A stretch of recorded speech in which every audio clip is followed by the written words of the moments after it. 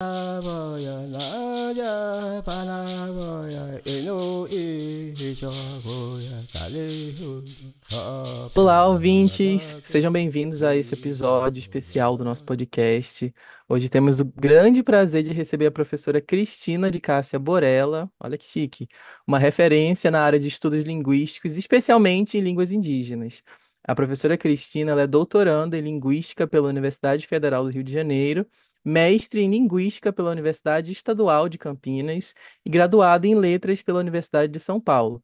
E hoje ela atua como docente na Universidade Federal do Amazonas desde 2010 e tem dedicado sua carreira a temas como línguas indígenas, semântica formal, morfologia e português como segunda língua. Atualmente, a professora Cristina está desenvolvendo sua tese de doutorado sobre a definitude e indefinitude da língua terena. Seja bem-vinda, professora Cristina, tudo bom? Tudo bem, boa noite. Boa noite. Como é que tá hoje? Tranquilo? Tudo Tudo bem, certinho? tudo ótimo. Perfeito. Olha só, no episódio de hoje a gente vai explorar um pouquinho um tema muito importante que é o estudo de uma língua indígena no Brasil. A gente vai falar sobre a importância de estudar e preservar essas línguas, os desafios que os pesquisadores enfrentam e como esse trabalho contribui para a valorização das culturas indígenas. A professora Cristina vai contar um pouquinho, eu vou perguntar, né, algumas experiências, compartilhar um pouquinho. E também sobre a pesquisa, claro. Aí, antes da gente começar, professora, eu só queria começar, claro, do começo, né? Eu queria só que a senhora contasse pra gente um pouquinho da sua apresentação e destacando a sua área acadêmica, né? Especialização, o que a senhora faz de novo, como é que rolou. Como é que começou tudo? É Como que isso? começou isso? A senhora Como é começou que eu como decidi? linguística, né? Isso. Isso. Então, antes, eu escolhi letras, né? Como todo Aham, mundo. Eu escolhi letras porque eu gostava de literatura, eu gostava de escrever, eu era muito jovem e eu nem conhecia o que era linguística. Então, eu escolhi letras português porque eu queria ser professora do ensino médio, né? E ensinar literatura, um pouco de gramática, né? Redação. Isso era o que eu aham, pensava. Aí no primeiro ano, e que já faz muitos anos isso, né? Em 93 eu entrei na USP, uhum, e no primeiro ano eu tive uma disciplina que tem lá chamada Tupi, né? Só que o meu professor de Tupi, ele uhum, não dava aula de Tupi antigo, ele dava aula de Tupi e de Guarani, em Biá, aham, e também ia mostrando para a gente como analisar essa língua. E eu gostei muito dessa disciplina, eu fiz a um e fiz a 2. E ao final da segunda disciplina, isso foi no primeiro ano ainda, ele aham, disse que ele queria, ele estava querendo alguém, estava querendo alunos de iniciação científica. E aí eu fui falar com ele, né, que é o professor Dr. Valdemar Ferreira Neto, que trabalha com fonologia. E eu fui falar com ele que eu tinha achado muito interessante tudo, mas que eu sabia muito pouco de linguística, né? Eu nunca mais me esqueço. Daí ele disse assim: ah, linguística você aprende. aham, E índio? O que você acha de indígena? Aí eu disse assim: eu não sei, porque eu nunca vi, porque eu sou do interior de São Paulo, né? Acho aham. que gosto. Aí, na 94, nós ficamos trabalhando muito fonologia, estudei muito fonologia com ele, aprendi transcrição, a gente fazia encontros, né? Entre eles, entre eu e outros orientantes de educação científica com ele. E daí eu acabei indo na aldeia Guarani com ele, uma vez, ficamos 2 dias lá. E depois, em 95, naquela época tinha muito dinheiro a FAPESP, né? E Uhum, ela deu uma verba para trabalho de campo com os tenharinhos aqui em Humaitá, próximo de Humaitá, né? E aham, daí nós viemos, eu tinha 94, não tinha feito 20 anos, eu tinha 19 anos. Daí viemos e foi aí que eu comecei. Daí eu aprendi a fazer estação, trabalhar com fonologia, e essa foi a minha iniciação científica. ai, que Então, graças show. ao professor Valdemar Ferreira Neto, que eu Então, comecei a trabalhar. essa foi a primeira vez que a senhora teve esse contato, né, professora? Tanto a senhora foi a primeira vez que a senhora veio ao Amazonas e teve contato Sim, no campo, né? Perfeito. É, Exatamente.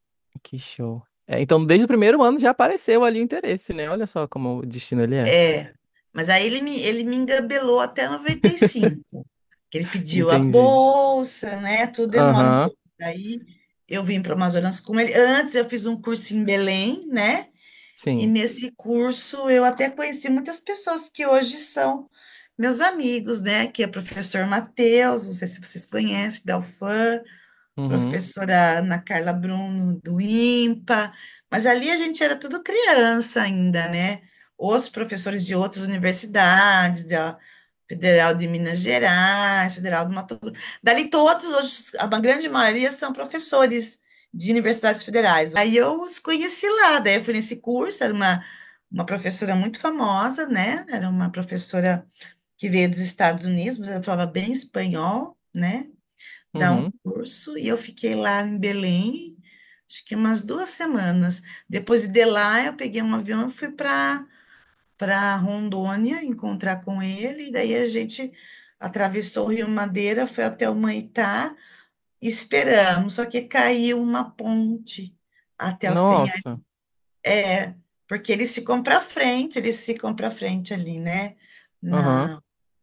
Na BR, né? Daí a gente voltou para, como ele tinha uma família na casa do índio, a gente voltou para Rondônia para fazer essa parte de fonologia, gravação, tudo, né? Em Rondônia mesmo. Depois de 10 anos eu voltei lá. Alguns me reconheceram, outros não. Mentira. Depois de 10 anos eu vim fazer um trabalho aqui pela Uhum, Seduc, dar sim. uma, uma assessoria, e daí eu voltei para os Tenharim, mas já eu vim na iniciação científica e acabei ficando. Depois fui para a Unicamp, fui para o Xingu, trabalhar com Aham. uma língua no Xingu, meu mestrado. Daí depois fiquei um tempo dando aula de linguística na faculdade particular e prestei o concurso aqui na UFAM. Ah, que legal. E voltou, né? Logo para Amazonas. E professora, a senhora está desenvolvendo agora a sua tese, né, sobre definitude e indefinitude na língua terena. A senhora pode explicar para a gente brevemente assim, o que que isso significa e por que que a senhora escolheu esse tema? Então, na verdade, o tema me escolheu, não fui eu que escolhi o tema. O tema me escolheu, porque o meu projeto de pesquisa era fazer uma análise. Por que que aconteceu? O meu projeto de doutorado é trabalhar com uma língua aqui do Alto Rio Negro, né?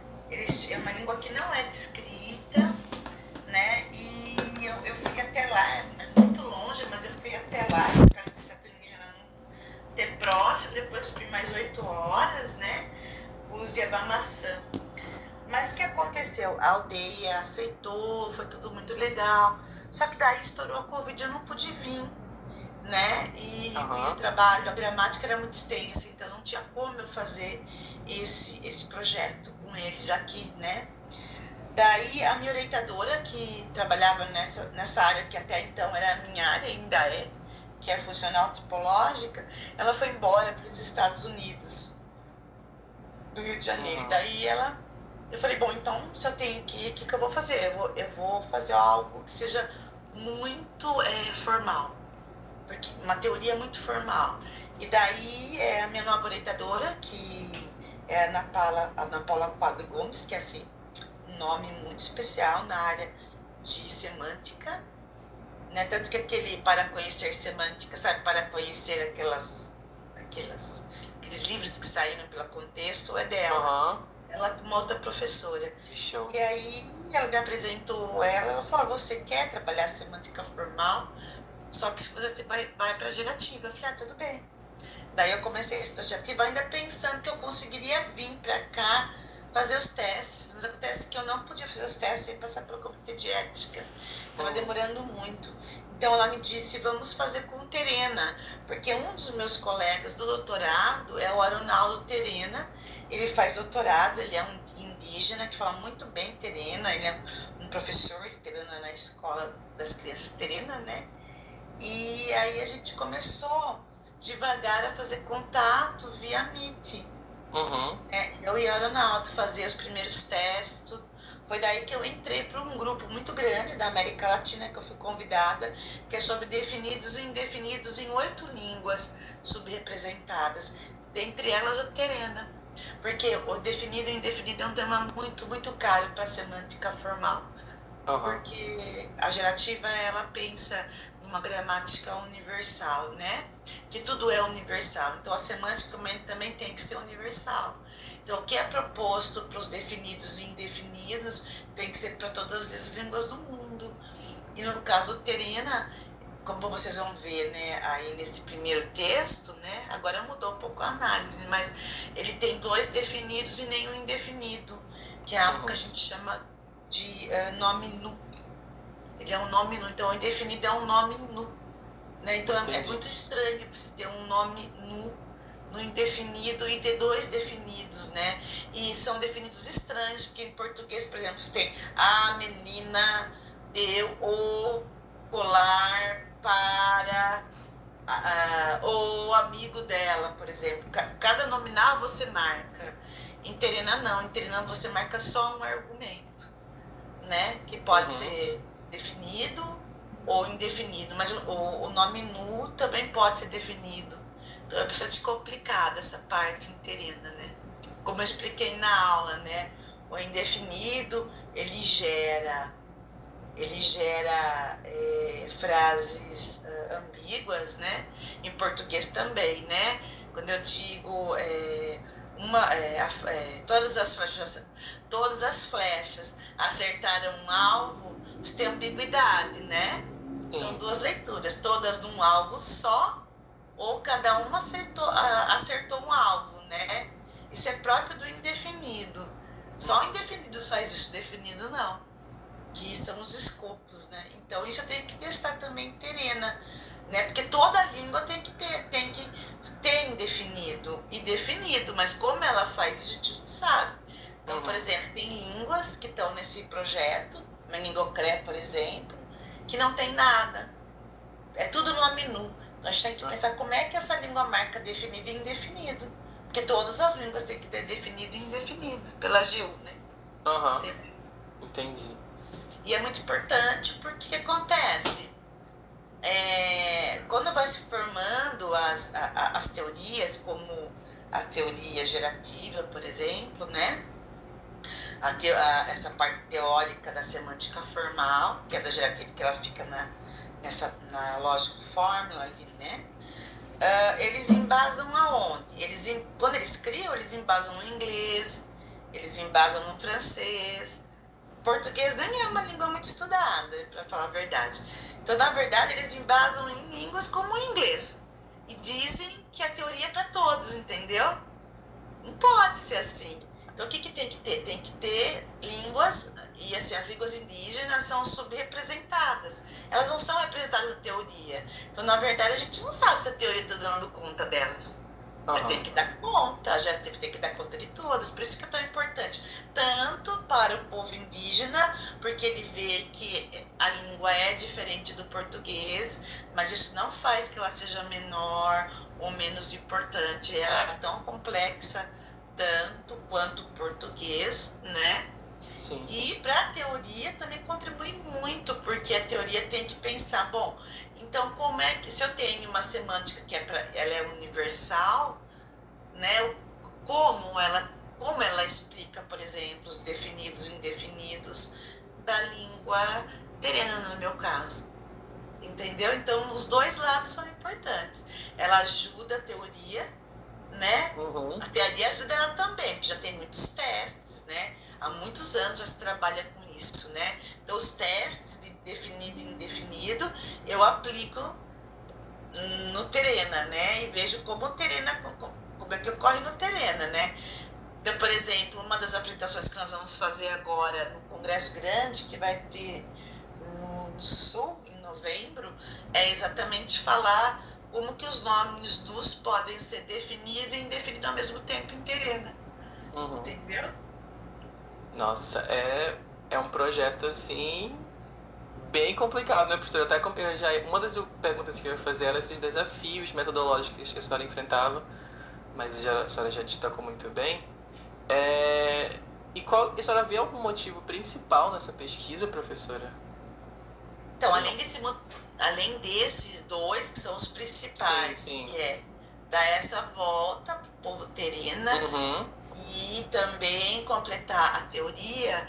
Então, uma coisa muito importante que até então eu não tinha dado, eu nunca tinha me deparado com isso, é que na semântica formal, é, além de você, são fórmulas matemáticas mesmo, para dar conta do pensamento, né? Dessa parte do sim. pensamento humano, né?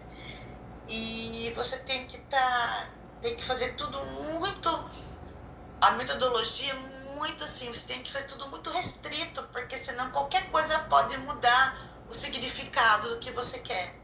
Entendeu? Então, por exemplo, eu pego uma tese, uma gramática, né? Agora há pouco, em 2021, uma colega minha, né, defendeu na Unicamp uma morfologia da língua terena, muito bem descrita, muito bem legal, na área que eu trabalhava, inclusive, que é funcional tipológico.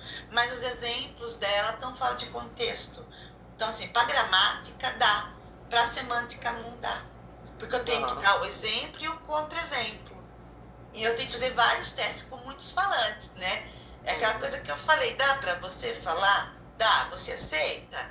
Não, sim, entendeu? Então eu dou o contexto e a frase certinha, né? Então, isso é bem interessante, mas o mais interessante mesmo é você realmente poder dar essa volta para o povo terreno na escola, né?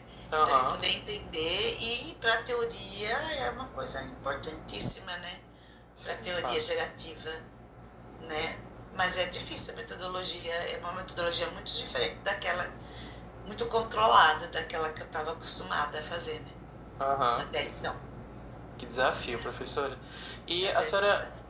a senhora comentou, né, que um dos objetivos também é justamente essa ideia de valorização dos próprios falantes, né, de quão complicada é a sua língua. E a senhora imagina algum impacto que a perda tanto da língua terena ou outras línguas indígenas, elas teriam sobre a cultura indígena e a sociedade, assim, no geral? É Acho um que a gente... impacto enorme, né? Uhum. Quando uma língua morre, e muitas línguas já morreram, indígenas Sim. no Brasil, né?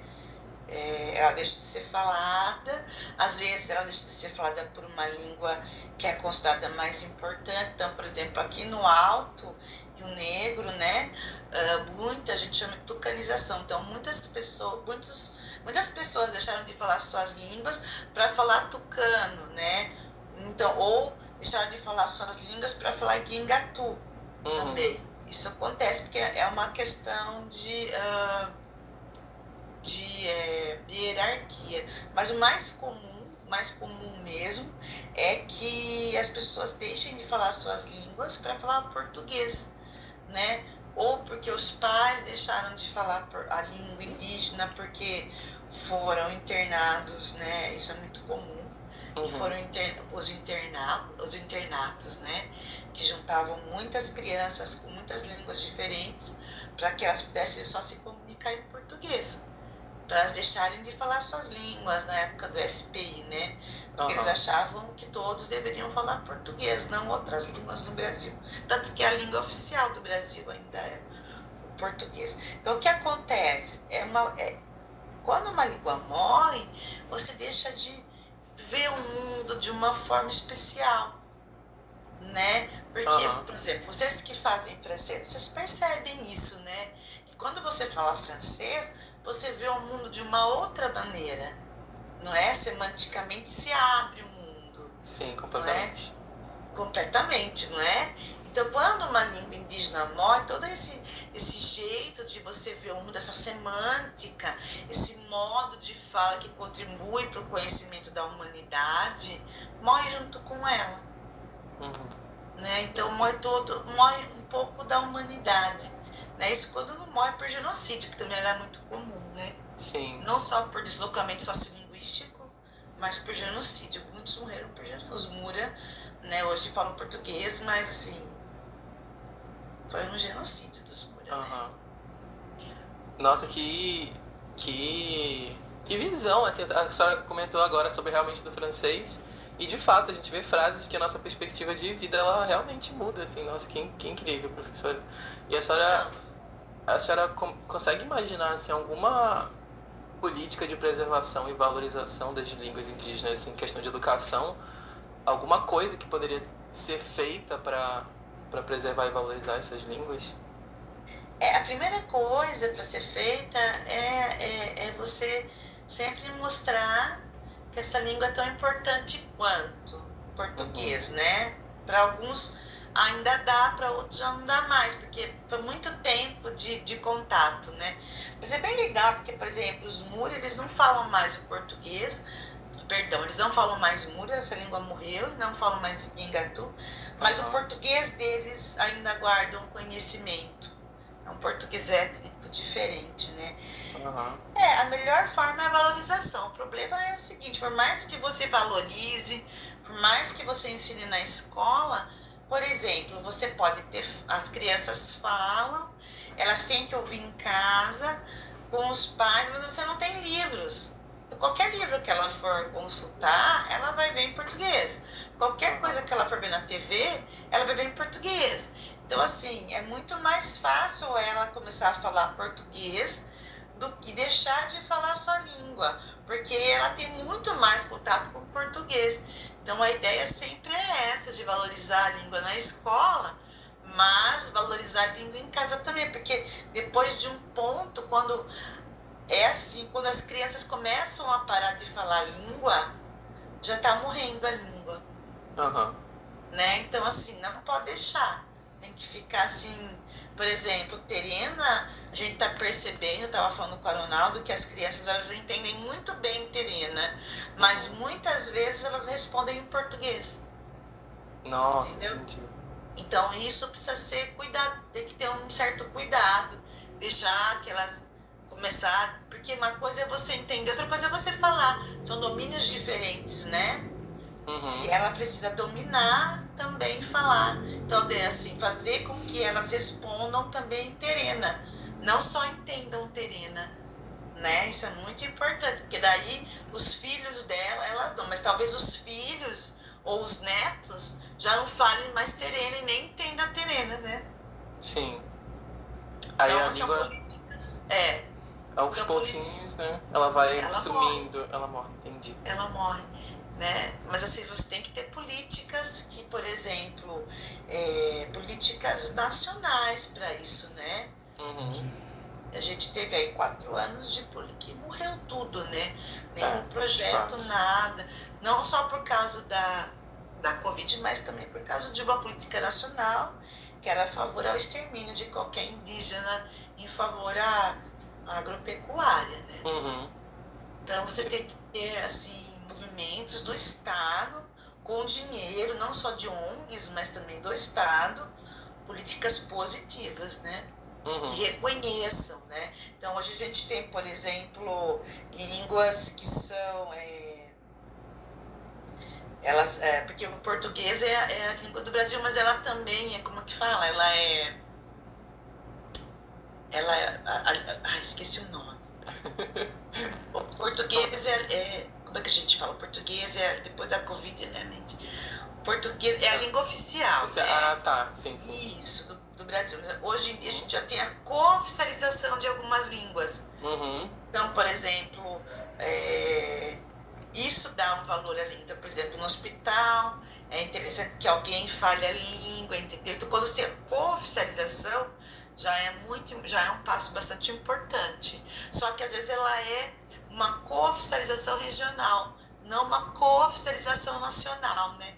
Então, por exemplo, supondo lá no Alto Rio Negro, a gente tem a cooficialização das 3 línguas, em Engatuta, mas daí vem para cá, para Manaus, né? Nem sempre ele vai encontrar alguém que fale em Engatu. Se sair de Manaus, vamos supor que vai para Minas, não vai ter mais. Então, assim, a Aham, cooficialização ela é sempre regional, né?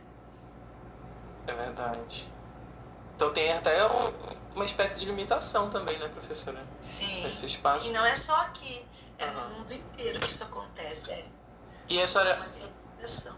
a senhora tem alguma ideia de quais a senhora considera, claro, as maiores ameaças, assim, para que essas línguas acabem sumindo, ou a desvalorização delas. Ela inclusive falou, né, dessa ideia da desvalorização do português, enfim. Mas tem alguma outra que a senhora imagine? Eu acho que os jovens, assim, muitos jovens têm feito podcast, ou têm criado músicas em suas rap, né, na sua língua materna, né, na sua língua indígena, né?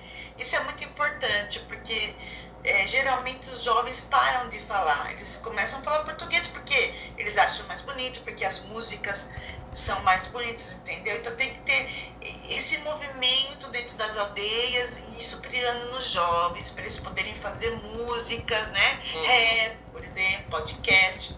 Então, Terena é muito legal, porque eles têm podcast, eles têm algumas páginas de piada em Terena, né? Então, assim, eles postam no Facebook. E isso é muito importante, porque daí é uma coisa nova, né? Eles criam músicas, é bem legal isso, né? Então os jovens reaproveitariam a sua língua porque a língua é dos jovens, né? Não é nossa. Eu já tenho uma geração com a minha língua, 50 anos já é uma língua que tá morta. Quem tem que gostar dela é os jovens que tá por aí, por 18 anos, 15, menores, né? Até essa valorização tem que vir deles, entendeu? Como vem deles, por exemplo, eu vou comparar, por exemplo, com as comunidades, né? Assim, comunidades periféricas, né? Então, como é que o hip hop, como é que essas... Eu nem sei direito, ó, mas assim, como é que o funk entra como uma língua muito... 10 minutos, né? Como é que o funk entra como uma música importante para o Brasil? Entendeu? É porque existem esses jovens que vêm lutando para isso. Então tem que ser essa juventude que tem que estar lutando, entendeu? Essa é e política sempre de valorização. Sempre valorizar na escola, valorizar projetos que usem a língua, por exemplo, criar o alfabeto para que eles possam conversar no WhatsApp pelo Terena, por exemplo, entendeu? Sim, nossa. Coisas assim, exatamente. E usar essa modernidade toda com o Terena, né? E tem alguma diferença assim, muito marcante, professora, entre as línguas indígenas que a senhora estudou e o português, nesses termos de estrutura e semântica? O tempo de estrutura, eu vou falar só do Terena, não vou nem falar de todas, né? Claro. O Terena, eu falo do Terena só. O Terena é uma língua que ela é verbo, sujeito, ela é verbo, objeto, sujeito. Português é sujeito, verbo, objeto, né? Ela é verbo, objeto, sujeito. Então, a depender de como você marca o indefinido, você pode pôr o sujeito como nome nu depois do verbo e colocar o objeto lá do outro lado. Mas essa é a primeira coisa, né? Que semanticamente é muito diferente. Né? Outra coisa interessante é que, por exemplo, a gente não sabe bem se é um demonstrativo, mas se é um demonstrativo, ele pega coisas que seriam do artigo, por exemplo. Então, quando eu chego para comprar um monte de coisa, né? Então, você olha de uma mesa, tem um monte de caneta, e você gosta de todas. Então, você diz assim, eu vou levar as canetas. Sim. E a pessoa dá todas para você, né? Assim? Sim. Isso é do artigo definido, é maximalidade que a gente fala, né? No Terena, eu posso falar o que seria o demonstrativo, mas não é bem demonstrativo. Eu falo urá, e daí eu levo todas as canetas. Então parece que ele é um demonstrativo, mas ele tem algumas características do artigo também. Então é uma língua que mistura. É diferente do português. É muito interessante isso, né? É uma língua que não marca plural, né? É uma língua que não marca gênero também. E também não marca tempo passado e presente. É a mesma coisa, ela vai marcar só o futuro. Irreales. Nossa, que interessante. Professora, e tem alguma história assim engraçada, uma curiosidade que a senhora acabou vivenciando no campo com comunidades indígenas que a senhora queira contar, que a senhora acha assim, que seja mais interessante? A senhora contou das páginas, né, que eles têm, em Terena, enfim. Tem alguma outra que a senhora imagina que seja super interessante para a galera jovem ouvir? Que eu tenha passado. Ou que a senhora conheça mesmo, ou passou, ou conheça. Uma curiosidade, história engraçada, interessante. Uma das coisas não é bem é agora assim do meu trabalho, né? Uhum. E, por exemplo, eu não entendo, né? Eu não entendo terina, porque um linguista pode trabalhar uma língua sem falar a língua, né? Eu não falo terina, eu leio algumas coisas, muitas coisas eles me ajudam, né? O Aronaldo me ajuda, mesmo os trabalhos anteriores, né? Me ajudam a ver. Mas, por exemplo, tinha um teste que era assim, a Lua porque era para testar, então assim, a Lua está muito brilhante hoje. Era isso o teste, né? Uhum. E daí, só que no dia que foi aplicado o teste, não estava brilhante, a Lua estava nublada. E daí ele respondeu, hoje não tem Lua, o céu está nublado. Ele respondeu tudo, e eu não percebi na hora, depois que eu fui ver aqui. Daí o teste zerou, porque na verdade é que ele falou tá errado. Uhum. Entendeu? Não é que estava errada a frase, estava errado para aquele dia. Daí ele falou, tá errado, né? Ele falou, não concordo. Uhum. Daí tem alguma sugestão para dar? Tenho. Daí ele falou, e qual era a sugestão? Hoje não tem lua, hoje o céu está nublado, né? Então é isso, né? Que pode acontecer também. Uhum. É mais um dos vários desafios, né, professora? Um dos vários desafios. Na hora eu não percebi, né? Então, depois que eu vi, daí eu tenho que testar de novo, né? Porque ele não aceitou. Ele não era a realidade, ele achou estranho. Outra coisa também, eles acham estranho foto. Às vezes eles falam tudo que é distante, assim. É meio difícil, eu tenho que sempre controlar muito bem. Porque foto para eles é uma coisa muito distante. Então às vezes eles falam né, mas é porque é foto, né? Porque é o contexto. Uhum. Enfim. Mas muitas coisas assim, interessantes, né? Que legal. Aconteceram. Mas a aldeia Terina, que eu fiquei em Cachoeirinha, é uma aldeia maravilhosa, assim, cheia de manga, muito, muito linda. É aquela do vídeo que a senhora mostrou pra gente, né? Do vídeo das menininhas pegando manga. Isso, é bem, bem bonito lá, mas eles lutam muito ainda lá, né? Uhum. E onde que fica, mais uma vez, professora, só pra gente lembrar?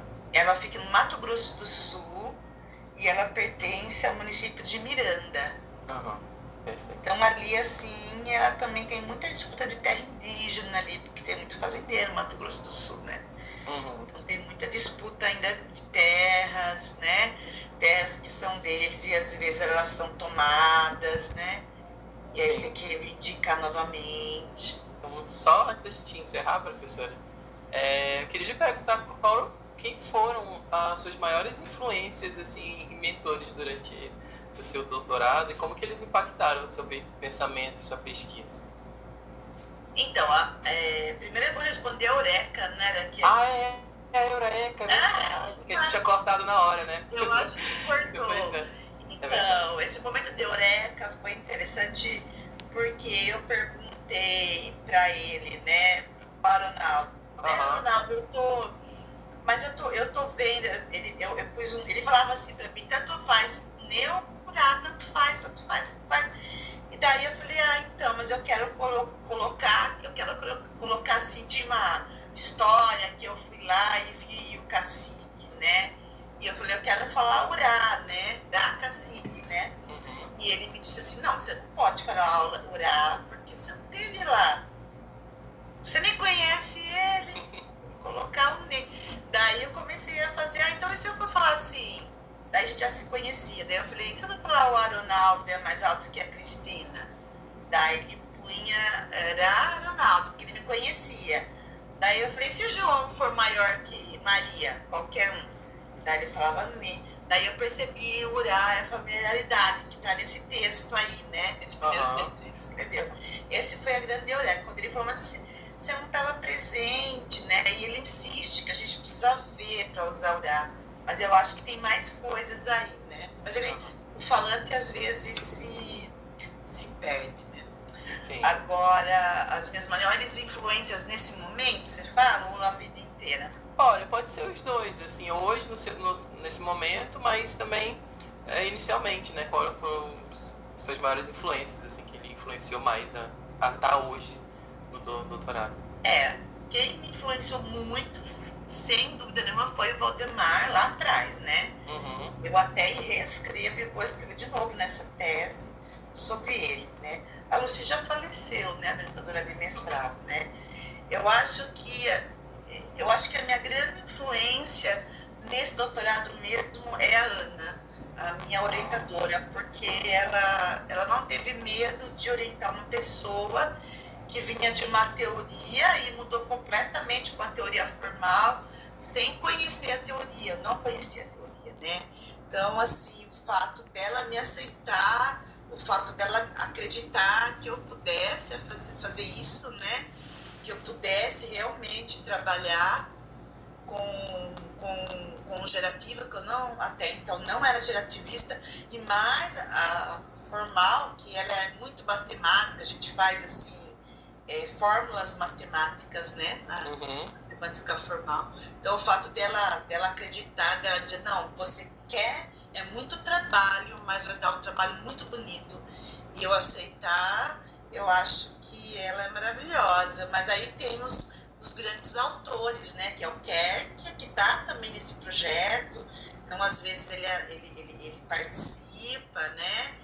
E a Dayal, que é ela é indiana, mas ela está nos Estados Unidos, que é uma grande semantista também, que está pensando muito em definido e indefinido.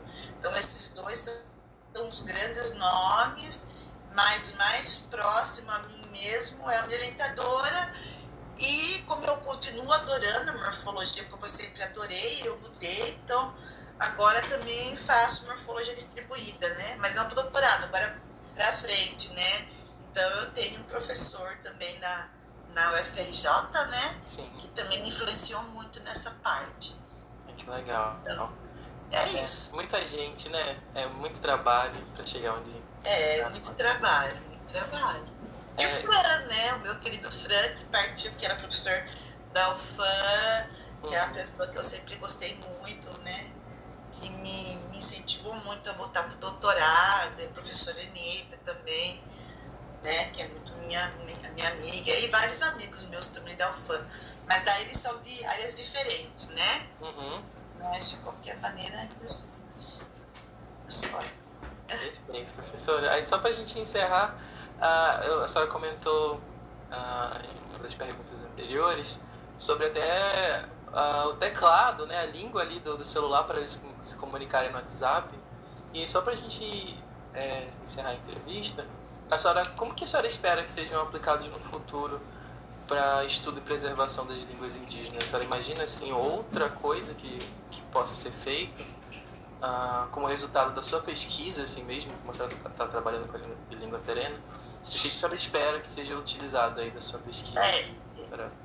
Sim, eu espero que seja utilizado em sala de aula, né? Mas também que seja explicado para o povo como é diferente. A gente fez isso quando estava lá, a gente deu algumas palestras mostrando a importância, né? E o que tem se feito bastante, o próprio povo, ele escolhe a escrita. Então, por exemplo, tem muita língua que tem glotal, que é um som que o português não tem, né? Então, às vezes, eles usam um apóstrofe igual do inglês, sabe? Então, eles vão adaptando para poder usar o computador, o celular, né? Eu espero que seja assim, mas eu não tenho certeza absoluta sobre isso, porque eu acho que hoje em dia, por exemplo, vamos pegar o francês. Até que ponto o francês é importante na frente do inglês? Qualquer congresso que você vá fora do Brasil, talvez na França, mas mesmo na França, às vezes eles falam inglês. Sim, sim. Né? E o português também é pouco estudado. Então, essa globalização forte e essa pegada forte do inglês e do português, você tem que trabalhar muito e pensar muito sobre línguas minorizadas, né? Eu espero que com investimentos, né, e cada vez mais eles se valorizem, né, porque o contrário também é muito ruim, né, porque o não indígena chega e fala, primeiro eles acham que não tem que falar a língua, que não tem que ser índio, depois eles falam, fala uma coisa na sua língua, e daí se ele não fala, daí ele fala, você não é indígena, entendeu? Sim. Então eles ficam num entrave que não tem saída, né? Então é muito difícil ser indígena. Pode acreditar, não é fácil, é muita luta, né? Mas eles têm conseguido muitas coisas, né? Desde a Constituição de 88, né? A cidadã, que também foi assim, meio que destruída, né? Sim. Destruiu muita coisa, né? Mas eu acho que é esse caminho, é a valorização, é o professor trazer indígenas assim, para a escola. Aqui em Manaus é muito comum, isso é muito fácil fazer isso, né? Trazer indígenas mesmo para a escola, né? Não botar aquela roupa de indígena de Estados Unidos, sabe? Assim, trazer indígenas eles poderem falar, você não ficar aquela ideia do indígena nu, não, trazer um indígena que fez mestrado, que fez doutorado, que é médico, que é advogado, que é doutor, como meu amigo, né, aeronauta, fazendo doutorado na FRJ, e meu colega de doutorado, né, e perceber que o fato de vocês não deixa de ser indígena porque tá tudo aqui a sociedade não indígena tem, muito pelo contrário, né? Eu acho que é isso, é essa valorização que a gente, e cada um valorizar também, né? O professor poder falar isso para os seus alunos e assim continuar, né? A sociedade do entorno nem sempre gosta de indígenas. Sim, professor. E que progresso, que transformação que também a gente precisa passar, né? A senhora comentou agora isso, e era justamente o que tinha na minha cabeça. Em Manaus, a gente tem um pouquinho mais de noção de como funciona, mas é muito comum ver fora do país essa imagem, né? Do indígena com a pena na cabeça, andando nu de tanga, e isso infelizmente, é estrutural também, né? A gente vem sendo ensinado isso desde criança. Eu, assim, pode falar, claro, pode. Não, mesmo em Manaus, eu já vi professoras assim, fazendo comemoração do Dia do Índio com música do boi. Sim. Né? Tá entendendo? Então, assim, tem uma troca ali também, pode acontecer também. Claro, sim. Então, também, mesmo aqui também, né, o entorno, assim, às vezes gosta muito, é muito comum isso, né? Mas em São Paulo ainda é pior, porque não tem contato. É mentira que não tem contato, tem os Guarani em São Paulo, né? Mas, assim, o professor também não é bem informado sobre isso, né? Teria que ter, por isso que entrou no currículo, é importante, em todo o currículo ter línguas indígenas, formação em língua, entendeu? Para todo mundo poder saber isso. Então, por exemplo, a pedagogia também tinha que ter essa disciplina, isso entrou no currículo nacional. É muito importante, porque dali para frente você começa a passar para os seus alunos, para quem você conhece, né? Sim. A pessoa vai falar, você não é índio, você usa celular, você não é índio. Então, assim, tá bom, então, mas japonês não é japonês porque não usa kimono, francês porque não usa boina, né? É verdade. Então, ninguém pensa assim, né? Que ponto de vista, professora. Antes da gente encerrar, primeiramente agradecer, né, a senhora tá aqui com a gente, a paciência, muito obrigado de verdade por essa verdadeira aula, tanto hoje quanto, né, na última sexta-feira que a gente participou. E antes da gente encerrar, a senhora quer dizer alguma coisa aí para os ouvintes, uma consideração final, alguma coisa? Eu acho que é isso, eu acho que você deve procurar na internet, se você tem alguma dúvida, se você é professor, procure em sites sérios, como o site do ISA, né, para saber quem são os indígenas do Brasil, quais são as etnias, que eles são diferentes entre si, né, não ficar assim, passando pelo ouvido do outro, né, essa é a minha mensagem, vá pesquisar, se você conhece algum indígena, pergunte para ele, se você tem alguma dúvida, qual é a sua etnia, qual é a sua... E às vezes ele não fala a língua, também pode ser que ele fale só o português, mas isso não faz deixar de ser indígena, né? Então, saber mais sobre a história, porque às vezes você fala, não é indígena, né, como os Mura, mas você não sabe no passado o que eles enfrentaram no passado. Geralmente é um atrito muito grande, né? O colonizador é muito... A língua colonizadora, o próprio colonizador, ele geralmente fazem coisas muito horríveis, né? Então, procura saber do passado, né? E pensar nesse futuro, né? Esse futuro que é para todos, né? Não ficar com essa ideia de indígena nu, lá na floresta, também tem. Se eles quiserem ser assim, que bom, sejam assim. Não quiserem, querem usar celular, querem usar iPad, também é indígena, como a gente não deixa de ser brasileiro, porque não samba, né? Não é verdade? É verdade. Teve uma... Muito obrigado, professora, pelas palavras, pela aula. Muito obrigado de verdade. Antes de encerrar, só gostaria de agradecer a participação, agradecer também a professora Eneida, né, nossa professora aí do curso de Introdução aos Estudos das Línguas Indígenas, os meus colegas, Eduarda, Júlia, Rômulo, presentes também que fizeram esse projeto acontecer. Obrigado aos ouvintes, às pessoas que ouviram hoje.